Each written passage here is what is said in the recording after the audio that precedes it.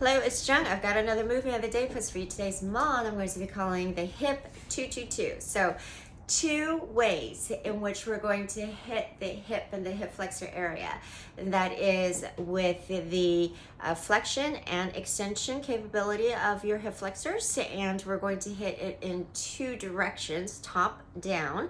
And by doing so, we're going to cover two areas of movement, which is the mobility and flexibility, all in one drill. Okay, so before we get into the drill, just a quick primer on what the hip flexors are. When people always say, I've got tight hip flexors or stretch out the hip flexors, the hip flexors are really a complex of muscles that come together to help bring your knees up or raise the legs, basically. So that includes that motion of walking, so obviously very important.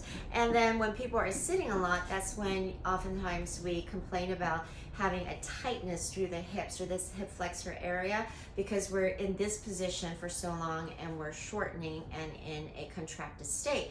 However, it's not so much the flexibility that we need to worry about as much as the mobility. So as long as we're getting a contra movement to that contracted state, we don't have to worry about actually increasing the flexibility, because we don't need to lengthen it physically. We just want to get the mobility and some stretching in. So, but mobility is what I'm more concerned with all through the hip area. We're concerned a little bit more with the psoas today, because that part of the hip flexor complex attaches to your lower spine, to your lumbar spine, as well as crossing over your pelvis and then attaching to the femur. So it does a huge area, and actually will affect all the way down to the knees as far as the whole complex.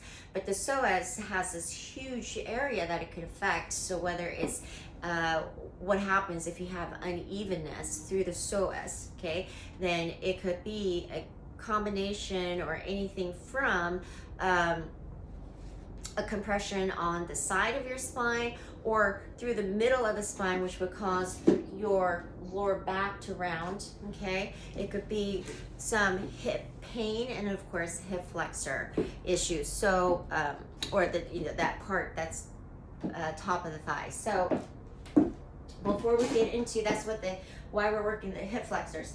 Now before we get into the drill itself, if you want to take a quick little test, especially if you know that you've had hip issues before, I want to just make sure you have normal range of mobility in your hip flexion capability, and that is to first get yourself in 90-90 and make sure you have 120 degrees of hip flexion. So what you want to do is stay upright, so don't lean back as you do this, as you bring one knee up and create at least 120 degrees of flexion here without a lot of pain, without any pain or difficulty, and of course on the other. So if you want to hold on to something here as you bring it up, okay, to test that, just make sure you're not rocking. Now otherwise, this chair is really, or stool, is not necessary. I'm just using it as our landmark. So you pick whatever works for you. You could even build something up as an elevation if you don't have a chair or a stool.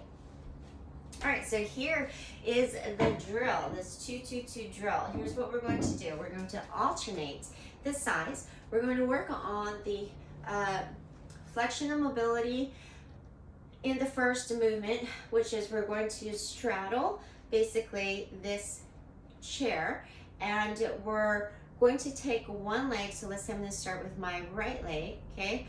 We're going to work on the flexion and mobility at once by bringing it up and around over this elevation, okay? And then let me show you that again. So up and around, so do brace your core. You are going to have a balance component and a strengthening component through your standing leg. So bring it around, and when this foot lands, now I want you to land softly, okay? But with the toes pointing to the side of you now. From here, we're going to pivot. So you want to make sure you're kind of like me, where your feet will slide easily on the floor. Pivot the back leg, and then you could slide it back or adjust it to your flexibility, so that you could start feeling that extension through the back leg. Drop your knees down towards the floor for more flexibility and stretching here. But remember, the psoas is above here, right? It's attached to our lower back, so we're going to stretch the psoas too by bringing our arms up and shifting our, doing a little side bend to the opposite side of the back leg. So if it's my left leg that's behind me, I'm going to raise my arms and bend to my right, okay? So hold that for about 5 seconds, and then just come back to center, okay? You'll have a little bit of balance work, a little bit of what it feels like to pivot here, and then just do the other leg. So we started with the right leg before, we're going to start with the left leg. We're going to come around this elevation like so, okay? So your hip flexion work with mobility built in. Land that foot pointing to your side. Pivot the back foot, slide it back for your hip flexor stretch on the back leg.